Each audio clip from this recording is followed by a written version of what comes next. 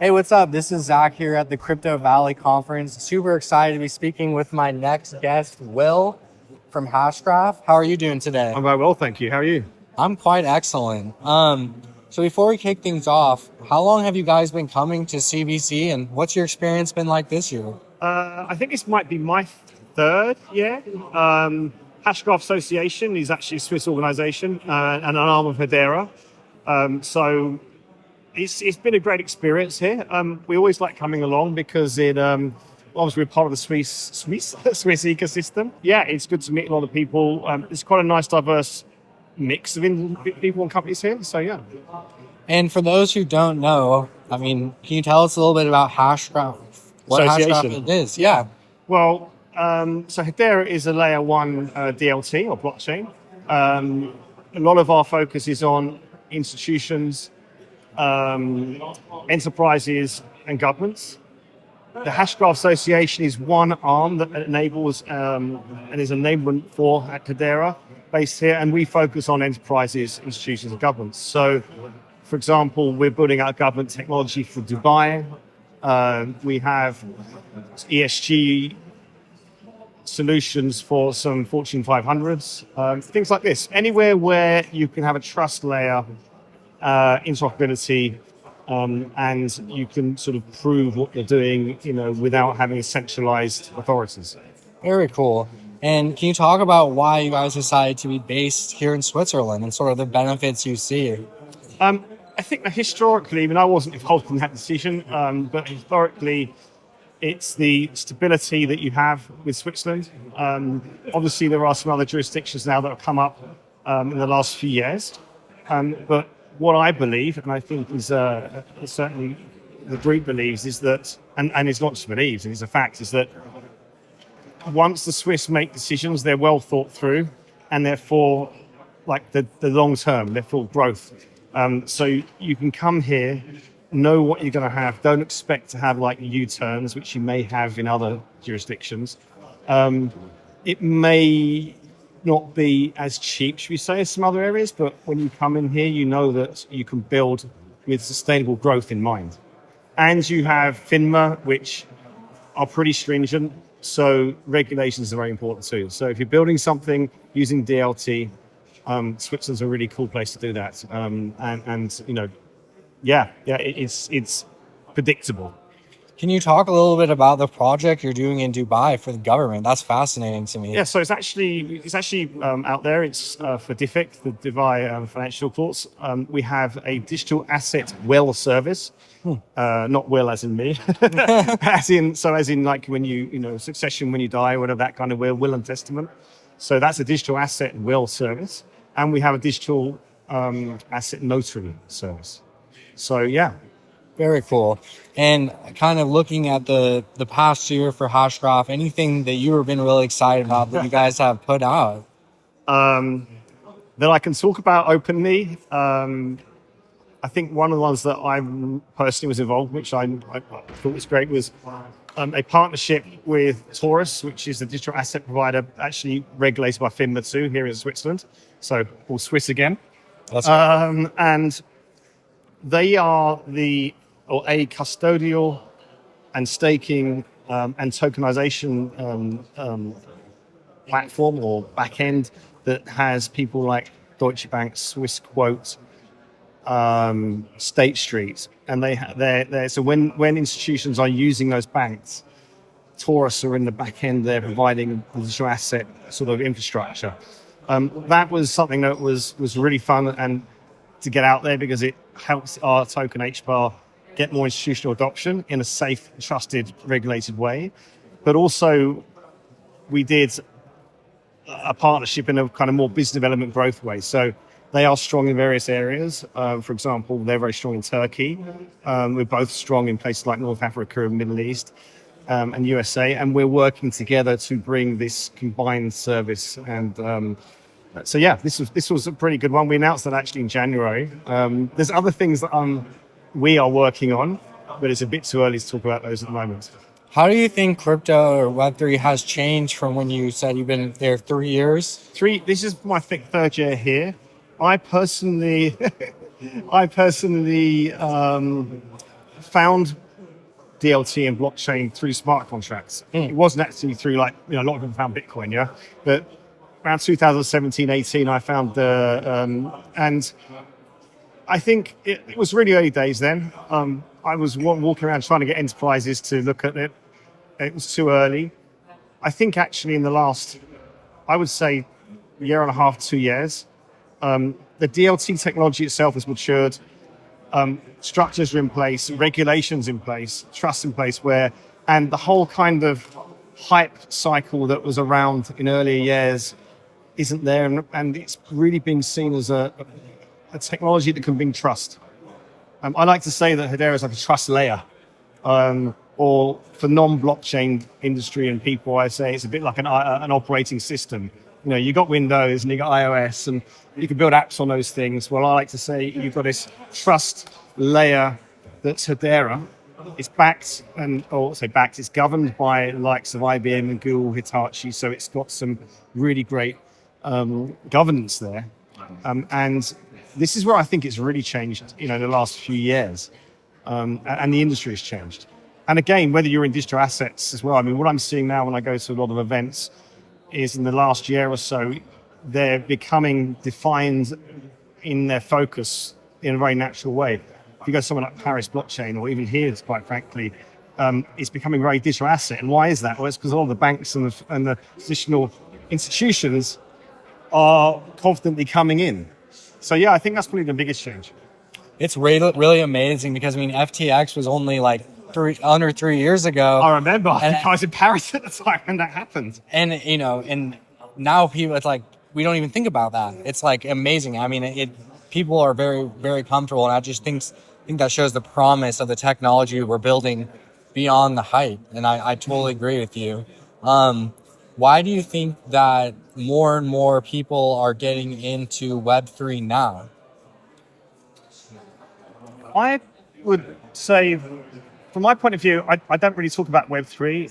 Okay. No. It's just a buzzword for sure. Yeah, no, only because my focus within the organization is to bring in enterprises that aren't using this DLT technology.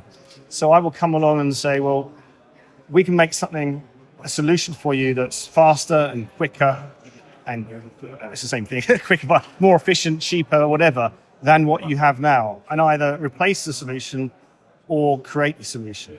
I won't necessarily talk about it being Web3 or use words like blockchain. So it's hard to answer that directly. From my point of view, though, to give you is that I think it's the way we've matured and the language we're using, and the language that I'm using, which is I'm just coming on like any other tech, and saying it's about time. Yeah. Saying that I have this solution for you. It can help you with your ESG reporting. It can help you de-silo all that data you've got in pockets all over the place. It can do that in a really efficient way. Are you interested? And it's like, yeah, we're interested.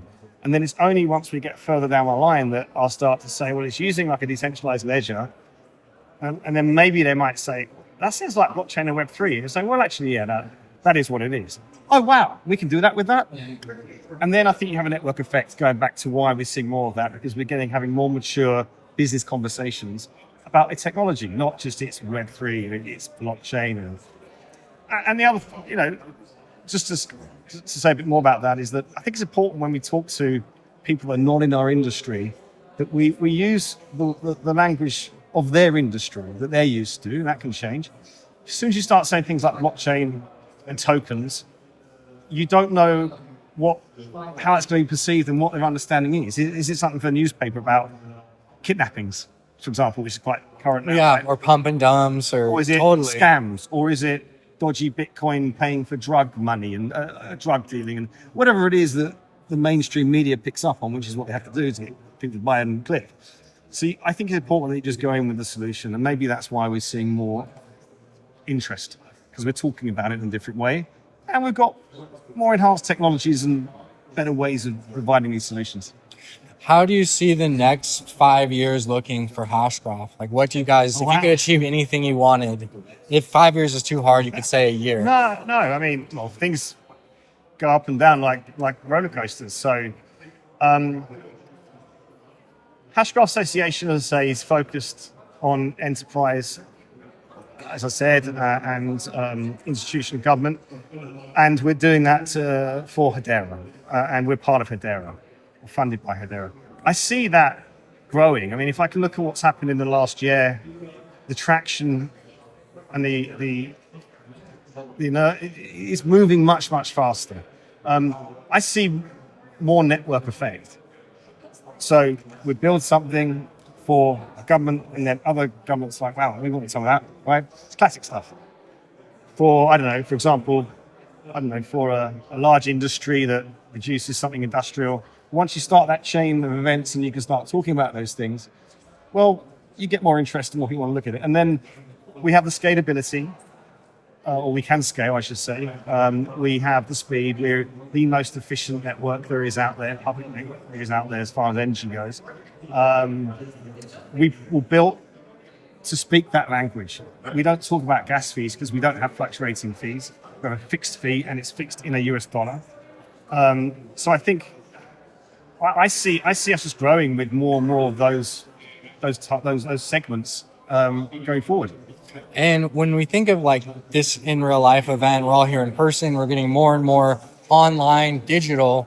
What do you think is the biggest value for still having events in person like this? I think that I don't think it's ever going to change. I mean, okay, we had COVID and everything, and I know I did quite well in COVID, but it's still that going out there, building out a trust and meeting people. I mean, look, I'm looking at you now in your eye, right? I mean, you're never going to get that over a video screen.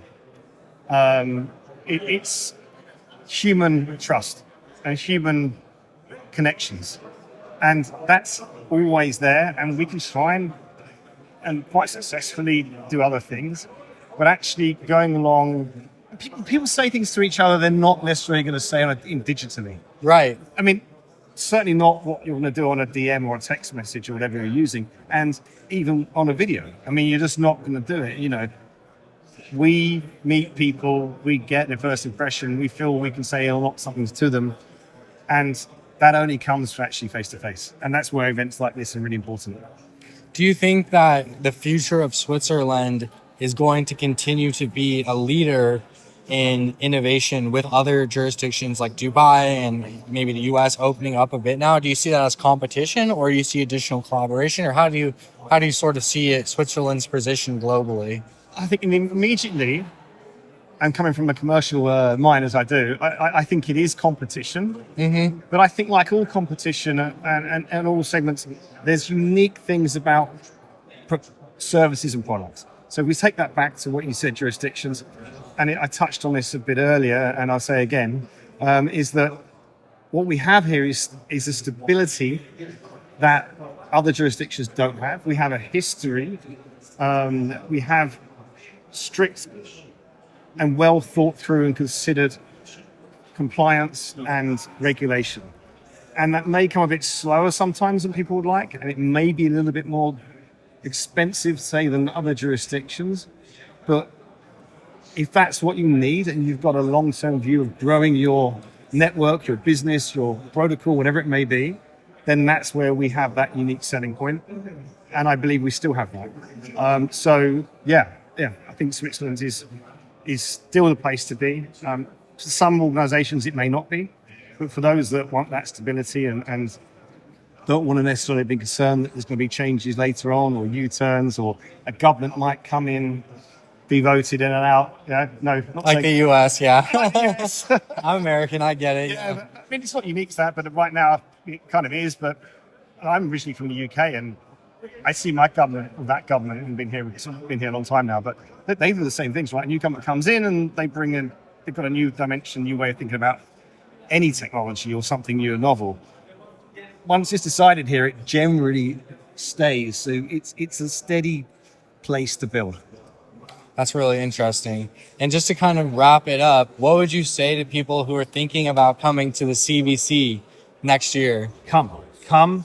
There's a difference I've seen this year to last year, and I think this will carry on, is it's definitely more business focused. And when I say business, less kind of retail crypto people here, and more, should we say, quality, not necessarily quantity. people that I'm meeting here are all good quality conversations that can be leads or can grow to something. I haven't met anyone that I think is just a bit of a... okay, nobody's a waste of time, don't misunderstand me, but like this is very, very institutional, very, very B2B. And that's what you'll get coming here. Small, concentrated, highly focused, quality group of people. Awesome. Well, thank you so much for the interview, Will. Pleasure. That was awesome. Thank you. Thank you. Cheers. Hey, what's up? This is But it's Zack. not something Genzio is afraid of. If you want to survive, you got to build a house. You know, we do not understand.